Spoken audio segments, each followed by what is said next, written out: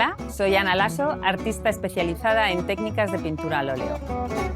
A través de mi marca personal le muestro al mundo mi trabajo en redes sociales y mi página web. Como artista, mis pasiones giran en torno a lo figurativo y lo abstracto. A la música jazz, mi debilidad, lo que conjugado con color y expresividad da sustento a mis obras.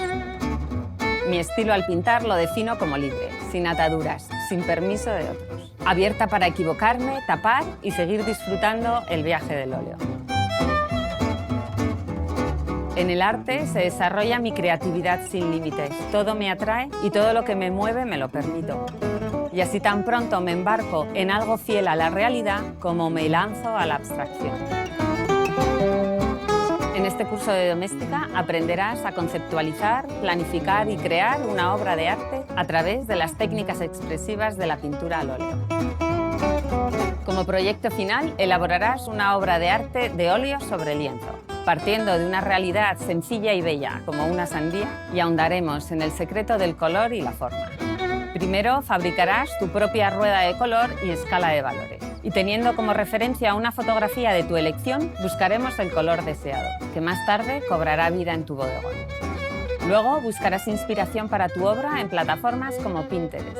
Y trataremos el archivo en Procreate o Photoshop para conseguir nuestro primer boceto. Más tarde pasaremos nuestro boceto al lienzo y haremos una intervención con una selección de espátulas, pinceles y óleos. Daremos los últimos detalles con grafismos y otras formas para darle vida y color a nuestra obra. Por último, te daré consejos para finalizar tu obra. Veremos cómo barnizarla, algunas ideas de enmarcado y sus posibles aplicaciones en distintos productos o formatos.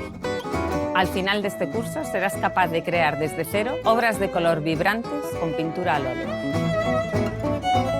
Para acompañarme necesitarás pinceles, espátulas, acrílicos, óleos y un lienzo. Un móvil o tablet también son recomendados para el curso. Descubre en el óleo lo más brillante y colorido de tu creatividad.